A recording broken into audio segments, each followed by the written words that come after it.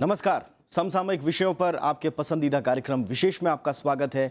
मैं हूं दीपक डोभाल। जिद, समर्पण, मेहनत, निरंतरता और परिस्थितियों से लड़ने की अद्भुत क्षमता, ऐसी क्षमता जो शायद दूसरों के लिए मुमकिन ही ना हो। ऐसे ही लोग बनते हैं सिविल सर्विसेज ऑफिसर्स। सिविल सेवा परीक्षा यानी देश के सबसे प्रतिष्ठित और चुनौतीपूर्ण परीक्षा, जिसमें देश के सर्वोत्तम अफसरों को शासन व्यवस्था के लिए चुना जाता है। जैसे ही कोई परीक्षार्थी सिविल सर्विसेज सेवा की परीक्षा पास करता है तो देश की शासन व्यवस्था की जिम्मेदारी उसके कंधों पर आ जाती है। सरकारें आती जाती रहती हैं, लेकिन एक अधिकारी जीवन भर अपने विवेक और अपनी क्षमता से नीतियां बनाने और उनके क्रियान्वयन के काम में जुटा रहता है। एक अधिकारी से अपेक्षा की जाती है कि वो अपने विवेक, ज्ञान और अनुभव से अभावों के बीच भी रास्ता खोजते हुए देश को विकास की पटरी पर आगे ले जाए। लेकिन सिविल सेवा में सफलता हासिल करने के लिए न सिर्फ कड़ी मेहनत, बल्कि कारगर रणनीति, ईमानदारी, समर्पण और स्मार्टनेस की भी जरूरत होती है। ऐसे सुपर ब्रेन्स का चयन करने के लिए यूपीएससी 3 चरणों में परीक्षा लेता है। इन चरणों में सर्वोत्तम प्रदर्शन करने वालों का ही अंतिम रूप से चयन होता है। आज विशेष में हम आपको मिलवाएंगे देश के नए सिविल सेवा अधिकारियों से, जानेंगे उनकी मेहनत और सफलता का राज। साथ ही बात होगी इस सेवा का इतिहास और उसकी तैयारियों से जुड़ी बारीकियों की। तो शुरू करते हैं आज का विशेष।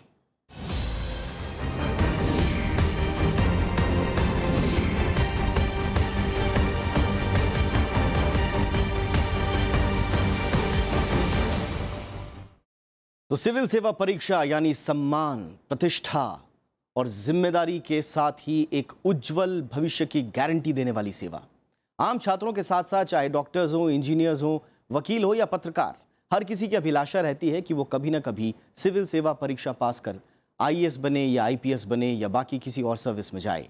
लेकिन ये पद पाना आसान नहीं है। आज विशेष में आपको सबसे पहले मिलवाते हैं सर्वोत्तम परीक्षार्थियों में से भी सर्वोत्तम निकले परीक्षार्थियों से। देखिए यूपीएससी सिविल सेवा परीक्षा के टॉप 3 चयनित परीक्षार्थियों की कहानी।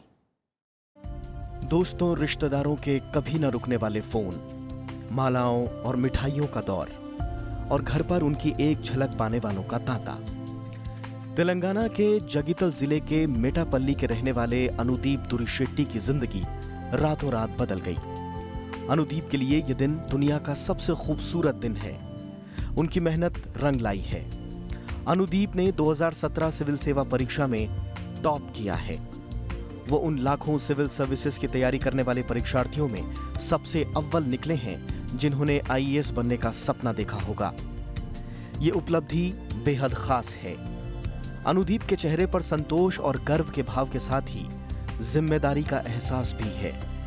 वो जिम्मेदारी जो उनकी इस रैंक से ऊपर है और उनके कंधों पर आने वाली है। मैं मानता हूँ रैंक इज़ जस्ट मैंने जो भी है रैंक विद 1 और 50 और 100 whatever, more important is the responsibility that you're entrusted with, and I believe it is a major responsibility to be part of the government with so I feel humbled and also very excited. लेकिन ये राह इतनी आसान भी नहीं थी। अनुदीप के पिता तेलंगाना के एक दूरस्थ गरीब इलाके से आते हैं। अपनी मेहनत से पिता ने नौकरी पाई और बच्चों को मेहनत की सीख दी। मेटापल्ली के श्री सूर्योदय हाई स्कूल में अनुदीप ने पढ़ाई की। इसके बाद उन्होंने बिट्स पिलानी से इलेक्ट्रॉनिक्स एंड इंस्ट्रूमेंटेशन में बीटेक किया। इंजीनियरिंग के दौरान ही सिविल सर्विसेज में उनकी दिलचस्पी पैदा हुई। काफी पढ़ाई की, लेकिन पहले प्रयास में नाकामी हाथ लगी। इसके बाद उन्होंने हैदराबाद में बतौर सॉफ्टवेयर इंजीनियर गूगल में नौकरी शुरू कर दी, लेकिन सिविल सेवा परीक्षा की तैयारी जारी रखी। अनुदीप की मेहनत रंग लाई और 2013 में वो सिविल सेवा में चुन लिए गए। तब उनका चयन भारतीय राजस्व सेवा के लिए हुआ था। वो फिलहाल हैदराबाद में असिस्टेंट कमिश्नर के पद पर तैनात भी हैं। लेकिन आईएएस बनने का सपना उन्होंने नहीं छोड़ा। इस बार का एग्जाम उनके धैर्य और समर्पण की परीक्षा था। ये उनका 5वां और आखिरी प्रयास था और उन्होंने इसे टॉप कर ये साबित कर दिया कि मेहनत का कोई विकल्प नहीं है। I believe corruption can be eliminated if we have systems in place. For instance, I have had opportunity to visit Singapore during my training, IRS training, and one thing I have noticed is they have mostly online systems that increase transparency and accountability. People should have power to question the public officials. RTI Act and all these accountability mechanisms should be strengthened. So our goal to eliminate corruption should be all-encompassing, and also we should have a long-lasting systems in place. That's how we will eliminate corruption in the long term. मेहनत करने का जुनून, अनुशासन और निरंतरता की एक और मिसाल है हरियाणा के सोनीपत की रहने वाली अनु कुमारी। अनु ने देश की सबसे प्रतिष्ठित सिविल सेवा परीक्षा में दूसरा स्थान हासिल किया है, लेकिन अनु लाखों परीक्षार्थियों के बीच टॉपर्स का तमगा पहनने वालों में सबसे खास हैं। अनु 4 साल के बच्चे की मां है। आप अंदाजा लगा सकते हैं कि अनु के लिए इस मुकाम तक पहुंचना कितना मुश्किल रहा होगा, लेकिन आज उन्होंने वो कर दिखाया जो आने वाले कई सालों के लिए करोड़ों सिविल सेवा परीक्षार्थियों के लिए एक मिसाल है। See, prior to doing the private job, so there were certain financial responsibilities. So the thought of doing civil services was somewhere there because I was a bright student throughout my school and college. But then this thought died down क्योंकि वो financial responsibilities वगैरह का issue था, तो I thought कि ठीक है, मुझे एक job ले लेनी चाहिए और family को financially support करना चाहिए।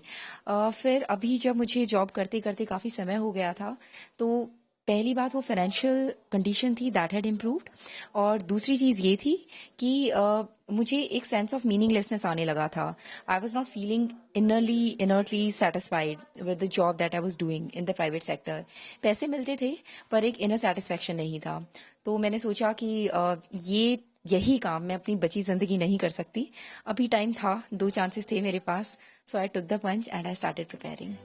अनु जानती हैं कि उनके लिए सिर्फ रैंक हासिल करना मकसद नहीं था। वो हमेशा से ही समाज में तब्दीली का जरिया बनने का सपना देखा करती थी। उन्होंने इस सपने को जिया और हासिल भी कर लिया, लेकिन उनका ये सफर आसान नहीं था। अनु के पिता एक प्राइवेट कंपनी में मामूली कर्मचारी थे और मां घर में भैंस पालकर परिवार की आजीविका में हाथ बढ़ाती थी। बेहद सामान्य माहौल और छोटे से घर में अनु ने अपनी पढ़ाई की शुरुआत की और सोनीपत से ही शुरुआती पढ़ाई की, लेकिन वो हमेशा पढ़ाई में अव्वल रहीं। बाद में दिल्ली विश्वविद्यालय के हिंदू कॉलेज से फिजिक्स में उन्होंने ग्रेजुएशन किया। IMT नागपुर से MBA करने के बाद उन्होंने गुरुग्राम में एक प्राइवेट कंपनी में नौकरी शुरू कर दी। इस दौरान उनकी शादी हो गई। ससुराल वालों ने कंबाइंड ग्रेजुएट लेवल परीक्षा तैयारी करने को कहा, लेकिन अनु के भाई और पिता को मालूम था कि वो और बेहतर कर सकती हैं।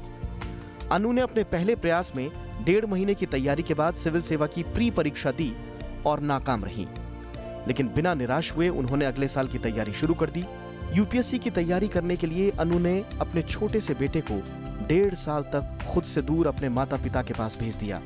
जब रिजल्ट आया तो बेटे के साथ इस खुशी को साझा करते हुए वो भावुक हो जाती हैं।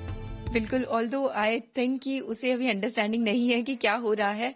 वो सारे दिन से घर में कहता फिर रहा है कि आज हमारे घर में शादी है क्योंकि बहुत सारे लोग आ रहे हैं। बट येस, ऑफ कोर्स वो बहुत खुश है और मुझे बहुत खुशी हुई अपना रिजल्ट उसके साथ शेयर करके। हरियाणा के सिरसा जिले के सचिन गुप्ता ने भी अपने हौसले और मेहनत से टॉपर्स क्लब में जगह बनाई है। सचिन ने सिविल सेवा परीक्षा में 3रा रैंक हासिल किया है। सचिन के पिता का बिजनेस है और मां अध्यापिका। घर वाले जानते थे कि उनका मेधावी बेटा एक दिन जरूर IAS बनेगा, और सचिन ने भी माँ बाप का सपना पूरा करने में कोई कसर नहीं छोड़ी। मेहनत का कोई आंकलन नहीं है कि मतलब कहना शायद बहुत मुश्किल है, कठिन है कि इतनी मेहनत करी थी, बट एक चीज़ शायद क्लियर थी कि कहाँ तक जाना है और किस लिए जाना है। एक ओहदे के लिए नहीं, एक शायद उस चेंज को देखने के लिए जिसको शायद हम लोग हर भारतीय शायद देखना चाहता है। शायद हम लोग कहीं ना कहीं चाहते हैं कि ये नहीं हो, शायद ऐसा भारत बने, शायद ऐसा जिसकी हम कल्पना करते हैं। सचिन भी बखूबी ये जानते थे कि मेहनत का कोई विकल्प नहीं है। बचपन से ही मेधावी रहे सचिन ने mechanical engineering degree Thapar university Patiala से पूरी की। इसके बाद सचिन ने गुरुग्राम में एक प्राइवेट कंपनी में नौकरी करना शुरू किया। नौकरी के साथ ही उन्होंने सिविल सेवा परीक्षा की तैयारी भी जारी रखी। उनके पहले अटेम्प्ट में उन्हें इंटरव्यू का कॉल नहीं आया। उन्होंने साल 2016 में फिर से यूपीएससी की परीक्षा दी। उसमें उनका 575वां रैंक आया। इंडियन कॉर्पोरेट लॉ सर्विस के अधिकारी के तौर पर भी उन पर IAS बनने की जिद सवार रही। इसके लिए वो बेंगलुरु कोचिंग के लिए चले गए और अपनी मेहनत के बलबूते वो आखिरकार न सिर्फ IAS बनने जा रहे हैं, बल्कि टॉपर्स क्लब में भी शुमार हैं। अभी भी मुझे याद है जब शायद पहली बार में शायद मेंस का रिजल्ट आया था और मुझे बहुत खौफ थी कि शायद क्लियर हो जाना चाहिए, इंटरव्यू का कॉल तो आना ही चाहिए, बट नहीं आया उस साल अनफॉर्चुनेटली। वो सिर्फ 10 मार्क्स का मार्जिन था, बट नहीं आया। तो कहीं ना कहीं शंका आती है मन में कि शायद मैं कर लूँगा या नहीं कर लूँगा, होगा या नहीं होगा। तो उन सब क्षणों में शायद जो फैमिली है, जो आपके फ्रेंड्स हैं, जो आपके टीचर्स हैं, उनका फेथ और उनका कॉन्फिडेंस बहुत मैटर करता है, जिससे कि शायद आपको खुद पे विश्वास होता है कि शायद नहीं मैं कर लूँगा। इस बार की परीक्षा नतीजों में कुल 990 परीक्षार्थियों को सफल घोषित किया गया है। इसमें 476 जनरल, 275 ओबीसी, 165 एससी और 74 एसटी वर्ग के अभ्यर्थी शामिल हैं। इसके अलावा 132 अभ्यर्थियों को रिजर्व लिस्ट में जगह दी गई है। पदों की रिक्तता को देखते हुए इन 990 में से 180 आईएएस के लिए चुने जाएंगे। बाकी Indian police services, Indian foreign service के अलावा केंद्रीय सेवाओं के ग्रुप ए और ग्रुप बी सर्विसेज में जाएंगे। सिविल सर्विसेज के इन टॉपर्स की कहानी ये बताने के लिए काफी है कि कोई ठान ले तो अपनी किस्मत खुद बदल सकता है, और बदलाव का ये रास्ता मेहनत और सिर्फ मेहनत से होकर गुजरता है। Bureau report, Rajya Sabha TV. कुछ और लोगों से भी मिलवाते हैं आपको। आइए मिलते हैं सिविल सर्विसेज 2017 के टॉपर्स और दूसरे सफल प्रतियोगियों से और जानते हैं कितनी और कैसी मेहनत करनी होती है इस परीक्षा में सफल होने के लिए। साथ ही ये भी जानेंगे कि तैयारी कर रहे छात्रों को उन्होंने क्या टिप्स दिए हैं। साथ ही साथ आपको ये जानकर बहुत खुशी होगी कि ज़्यादातर चयनित अभ्यर्थियों का जो फेवरेट शो है वो RSTV विशेष है और राज्यसभा टीवी है। मिलिए इन टॉपर्स से। I have been working as assistant commissioner, 2 साल से काम कर रहा था and it has been great enriching experience for me. बहुत कुछ सीखा मैंने मेरे सीनियर ऑफिसर से, मेरे कॉलीग से, मेरे सबॉर्डिनेट से, बहुत लोगों के। I am very grateful to all of them and this experience I'm sure will help me going forward as an IAS officer. मैंने अपने सोर्सेज को बहुत लिमिटेड रखा और लिमिटेड सोर्सेज को ही मल्टीपल टाइम्स रिवाइज किया। रही बात करंट अफेयर्स वगैरह की, उसके लिए I totally relied on online sources. और Rajya Sabha TV also had an important role to play because खाना खाते टाइम हमारा यूजुअल टाइम पास यही होता था, खाना खाते खाते RSTV विशेष हमें देखना होता था। और बाकी जो प्रोग्राम्स हैं सिक्योरिटी स्कैन वगैरह, सो वो मेरे भाई के फेवरेट हैं, तो हम उसे ज़रूर देखते थे। एक कांस्टेंट चीज़ थी पिछले 3 साल की स्ट्रेटजी में, जो कि था कुछ ही चैनल्स हैं, जो न्यूज़ चैनल्स हैं जो एक्चुअली में आपको प्रिपरेशन में हेल्पफुल होते हैं, जिनमें से एक राज्यसभा टीवी है, no doubt. I would name 2-3 जो एक्चुअली नाटक है जो बहुत अच्छे हैं। पहला बिग पिक्चर है, दूसरा इंडियाज़ वर्ल्ड है, एंड देन देश देशांतर है। तो आपको इसको इसलिए नहीं देखना है कि शायद प्रिपरेशन ज़्यादा हो जाएगी, बट आप उसको जब देखेंगे तो ऑटोमेटिकली आपके शायद व्यूज़ इतने मैच्योर हो जाते हैं। सर एस्पिरेंट्स के लिए बस यही है कि आप अपने लार्जर गोल पे हमेशा फोकस करिए। इट्स ये जो अभी जर्नी, जो प्रिपरेशन की जर्नी है, it's nothing as compare to what lies in ahead in store of us. So that is all. Just keep working hard, give your best, have faith in God and you will be out with flying colours. Sir it's a long journey, it like generally 1 साल लग जाता है, but it is that जैसे generally लोग कहते हैं कि आपको 10 घंटे 15 घंटे पढ़ना पड़ता है, बट ऐसा नहीं है। आप रेगुलर रहिए, आप डिसिप्लिन रहिए, आप अपना टाइम टेबल को फॉलो करिए, and if you are committed enough you can clear this exam. Sir मेरा optional subject political science and international relations था, एंड आई थिंक ये एग्ज़ाम ऐसा है दैट आपको इतना इंटरेस्ट आ जाता है हर सब्जेक्ट में दैट एक पॉइंट ऑफ टाइम के बाद वो आपको प्रिपरेशन नहीं लगती। In my case, I started to enjoy the preparation. So I think anybody would agree with me on this, that it is not that one day of the exam, उस एक दिन की बात नहीं, it is the entire journey जो we go through which makes us what we are today. मतलब candidate two candidate depend करता है, कुछ लोग 1 साल में क्लियर कर लेते हैं, कुछ लोगों को ज़्यादा टाइम लगता है, बट आई फील डेडिकेटेडली अगर आप 1 साल भी देते हैं कॉलेज ईयर में या after your college, it is more than enough. ऐसा नहीं आपको 10-12 से करना पड़ता है, but definitely I would say hard work is something जो आपको पुट इन करना पड़ेगा। Sheer intelligence can not take you very far. ये सर जो कहते हैं ना कि everybody wants the price but nobody wants to pay the price, so इस एग्ज़ाम में प्राइस के साथ आपको प्राइस भी थोड़ी पे करनी पड़ेगी हार्ड वर्क और डेडिकेशन के टर्म्स। सर सबसे पहले तो वो लोग खुद को खुशनसीब समझे कि उन्होंने ऐसा लक्ष्य बनाया, ताकि वो उनको ये चीज़ दिमाग में सूझी कि वो तैयारी करें, और जब भी तैयारी करें हमेशा पॉजिटिव रहें, पॉजिटिविटी एट एनी सर्कमस्टांस, और पेशेंस रखें, परसिवेंस रखें, कंसिस्टेंसी रखें, और हार्ड वर्क करते रहें। क्योंकि हार्ड वर्क और टैलेंट दोनों मिलके ही स्मार्ट वर्क बनेगा और उसी से सक्सेस मिलेगी। अब सिविल सर्विस देश की सबसे प्रतिष्ठित सेवा है, तो इसमें कंपटीशन तो रहेगा ही, लेकिन अपने डेडिकेटेड एफर्ट के साथ आप क्लियर कर सकते हैं इस परीक्षा को। तो आपका क्या सब्जेक्ट था, कितना मेहनत आपको करनी पड़ी? मेरा ऑप्शन सोशियोलॉजी था, और आपको रेगुलरली अखबार पढ़ना चाहिए और उससे आपको कनेक्ट करना चाहिए टॉपिक्स को, और इस तरह से आप अच्छा लिख सकते हैं आंसर्स। जी, सबका समन्वय होता है, hard work, smart work, values, ethics, तो एक परफेक्ट सिविल सर्वेंट बनता है। और जो हमारा मोटो रहा है, शीलम परम भूषणम, देखिए डिपेंड करता है। वैसे जनरली 8 घंटे पढ़ना चाहिए, लेकिन परीक्षा के निकट होने पे थोड़ा आपको एक्सटेंड करना पड़ता है। लेकिन लगातार पढ़ना ही पड़ेगा जी? नहीं, पढ़ना है, बट आपको ब्रेक लेना चाहिए, आपको जिम जाना चाहिए, आपको एक हॉबी रखनी चाहिए अपनी।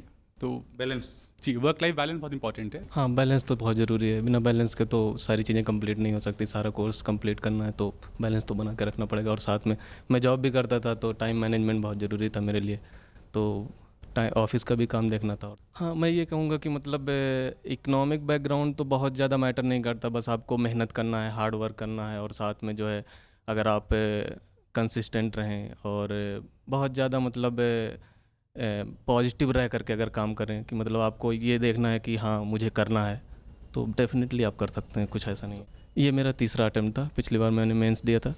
हाँ, 9 घंटे की मेरी जॉब है, तो 12-13 घंटे तो वहाँ जाते थे, उसके बाद फिर सुबह और शाम की मैं अपना टाइम मैनेज करके उसके बाद मैं पढ़ाई करता था। तो मतलब टाइम मैनेजमेंट तो बहुत इंपॉर्टेंट है। उसके बाद आपको कंसिस्टेंट रहना, फिर मुझे वीकेंड मिलता था तो वीकेंड में सारा कवर अप करना था, तो करता था। आईएएस बनना या सिविल सर्विसेज परीक्षा पास करना ज़्यादातर छात्रों का सपना होता है, लेकिन ग्रामीण और सामान्य बैकग्राउंड से आने वाले छात्रों के मन में एक सवाल बार बार उठता है कि क्या कोचिंग की मदद लिए बिना भी आईएएस बन सकते हैं। सिविल सर्विसेज की तैयारी के लिए एक मार्गदर्शन की ज़रूरत होती है, लेकिन बिना कड़ी मेहनत किए इस सफलता को प्राप्त नहीं किया जा सकता। आइए देखते हैं सिविल सर्विसेज की तैयारी के लिए कितने अहम है कोचिंग संस्थानों की भूमिका और कितनी ज़रूरी है खुद की मेहनत।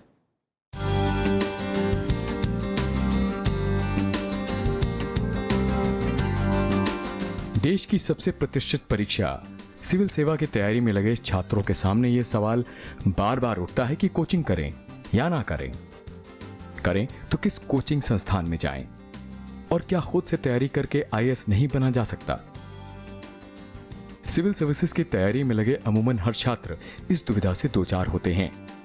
हर बरस यूपीएससी के रिजल्ट आने के बाद पत्र पत्रिकाओं में कोचिंग संस्थाओं के बड़े बड़े विज्ञापनों की टैगलाइन होती है, सफलता का पर्याय। इस बार के सफल प्रतियोगियों में आधे से ज्यादा हमारी कोचिंग से या टॉप 50 या टॉप 100 छात्र हमारे कोचिंग संस्थान से। लेकिन क्या वाकई ऐसा होता है या कोचिंग संस्थान सफलता दिलाने में इतने अहम हैं?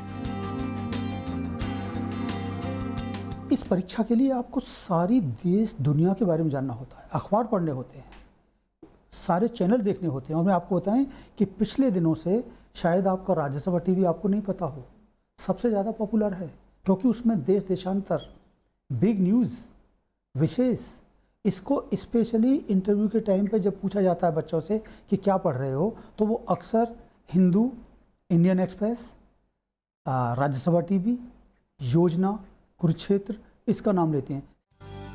दरअसल कोचिंग कोई सफलता की गारंटी नहीं होती। किसी भी परीक्षा को पास करना छात्र की खुद की मेहनत का फल होता है। कोई कोचिंग संस्थान किसी छात्र को आईएएस नहीं बनाता, बल्कि उनका काम आसान कर देता है। पहले भी छात्र बिना कोचिंग संस्थान के सफल होते रहे हैं और आज भी हो रहे हैं। बस जरूरत होती है कुछ अलग रणनीति की, थोड़ी अधिक मेहनत की, एक कुशल मार्गदर्शक की और खुद पर भरोसे की। Guidance is the main thing, because of guidance लोग जो है डिफरेंट ऑप्शनल वो देखते हैं कि क्या रहता है। And then certain aspect of trends, suppose कीजिए कि किसी साल का टॉपर किसी पर्टिकुलर सब्जेक्ट से आ गया, तो लोग वो फॉलो करने लगते हैं। या फिर नंबर्स अगर किसी लगता है कि अच्छा इस सब्जेक्ट से 30 सिलेक्ट हो गए या 35 सिलेक्ट हो गए, तो वो फिर नंबर्स फॉलो करने लगते हैं। तो वो एक काइंड ऑफ जो हर्ड मेंटेलिटी है वो भी वर्क करते हैं यहाँ पे। सिविल सेवा परीक्षा की कठिनाइयों को देखते हुए अच्छी तैयारी और उचित दिशा निर्देश जरूरी हैं। इसी कारण कोचिंग संस्थाओं की जरूरत महसूस होती है। हालांकि जिस तरह से कोचिंग संस्थानों की बाढ़ है, उसमें सही कोचिंग संस्थान का चुनाव करना भी छात्रों के लिए एक बड़ी चुनौती है। हर संस्थान के अपने अपने दावे हैं, जिससे छात्र सही या गलत का फर्क नहीं कर पाते। लेकिन ऐसा भी नहीं है कि सभी कोचिंग संस्थान एक जैसे ही हैं।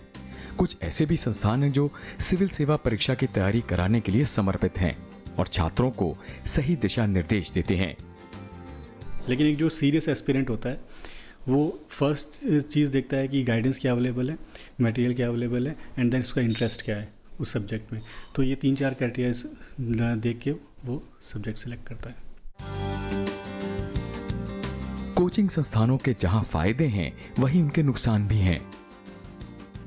कोचिंग के जरिए छात्रों को सिविल सेवा परीक्षा के पैटर्न की बेहतर जानकारी, समय समय पर टेस्ट होने से आत्मविश्वास में बढ़ोतरी, छात्रों के बीच स्वस्थ प्रतियोगिता को बढ़ावा, परीक्षा और सामान्य ज्ञान से जुड़ी नई जानकारियों का मिलना, सही रणनीति और बेहतर समय प्रबंधन का पता चलता है। लेकिन दूसरी ओर कोचिंग संस्थानों की फीस बहुत ज्यादा होती है, जिसे भरना सामान्य अभिभावकों के लिए मुश्किल होता है। कोचिंग से छात्रों में शॉर्टकट की आदत बढ़ जाती है। कोचिंग संस्थान अपने एक ही नोट्स को हजारों छात्रों में बांटते हैं। इसके अलावा छात्रों में अच्छी पुस्तकें पढ़ने की जगह नोट्स पढ़ने की आदत बढ़ जाती है। इस कारण छात्रों की रचनात्मक क्षमता में कमी आती है। सिविल सर्विसेज की तैयारी में लगे छात्रों को सबसे ज्यादा अपने ऊपर विश्वास करने की जरूरत है। खुद की मेहनत से बड़ी कोई चीज सफलता की गारंटी नहीं दिला सकती। हाँ, कोचिंग संस्थान एक मार्गदर्शक के रूप में काम कर सकते हैं। Bureau report, Rajya Sabha TV. वैश्वीकरण के दौर में जब निजी कंपनियां बड़ी बड़ी तनख्वाहों पर युवाओं को हायर कर रही हैं, तब भी छात्रों का एक बड़ा तबका है जिसके लिए भारतीय प्रशासनिक सेवा पहली पसंद बना हुआ है। लोग प्रशासनिक सेवा में ही क्यों जाना चाहते हैं और इसके जरिए क्या हासिल कर पाते हैं, इस पर भी शोध किया जा सकता है। लेकिन ये जानना जरूरी है कि इस सेवा का इतिहास क्या है।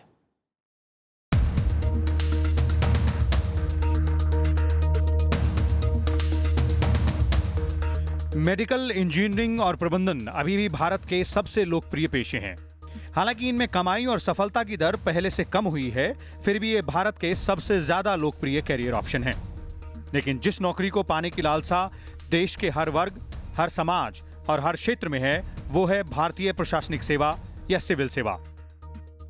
भारतीय प्रशासनिक सेवा गैर सैन्य अधिकारियों का समूह है, जिसमें IAS, IPS, IFS के अलावा ग्रुप A और ग्रुप B की केंद्रीय सेवाएं शामिल हैं। भारतीय प्रशासनिक सेवा को लेकर युवाओं का क्रेज इस बात से भी समझा जा सकता है कि IIT, IIM और एम्स जैसे टॉप संस्थानों के डॉक्टर और इंजीनियर निजी क्षेत्र की बड़ी तनख्वाह वाली नौकरियां ठुकरा कर इसे अपनाते हैं। देखिए, इन जनरल आप कंपोजिशन देखेंगे अगर UPSC में जो ऑप्शन लिए जाते हैं, मेंस अप्रॉक्सीमेटली 12,000 के अराउंड स्टूडेंट्स देते हैं एंड ये ऑप्शनल्स बहुत वेरीड हैं। So humanities also, engineering optionals also, scientific optionals also. So composition vary करता है, हर साल वेरी करता है। लेकिन इन जनरल अभी जो ट्रेंड चल रहा है उसमें ह्यूमैनिटीज़ सब्जेक्ट को ज़्यादा ऑप्ट करते हैं। But this year little bit reversal we have seen in form of selections, number of selections in engineering optionals.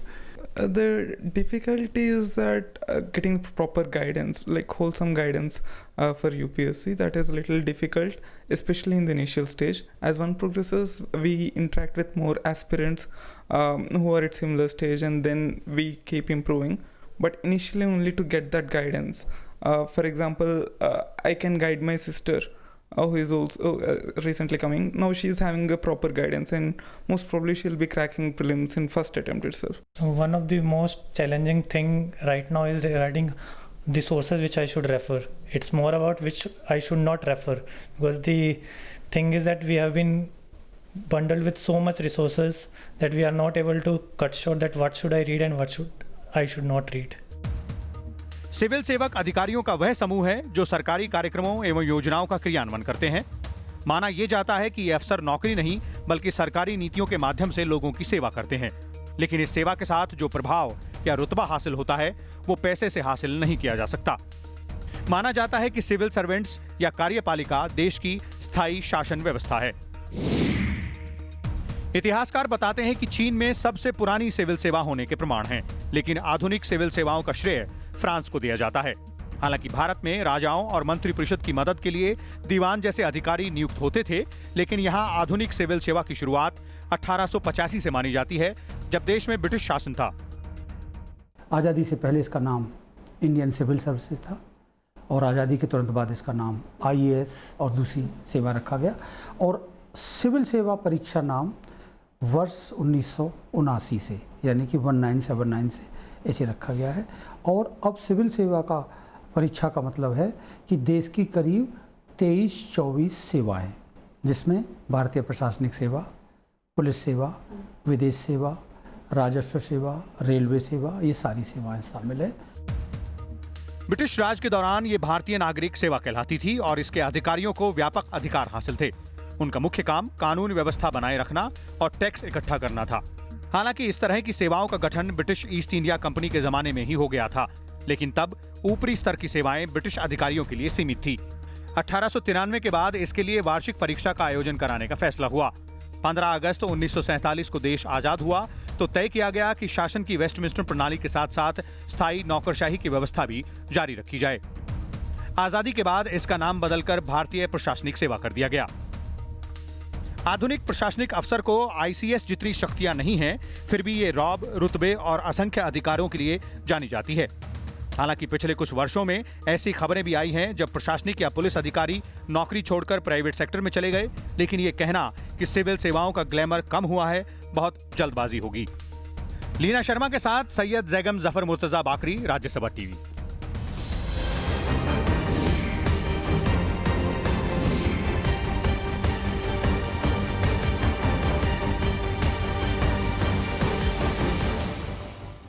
और YouTube पर इस कार्यक्रम पर आपकी प्रतिक्रियाओं का हमें हमेशा इंतजार रहता है। विशेष में आज इतना ही। नमस्कार।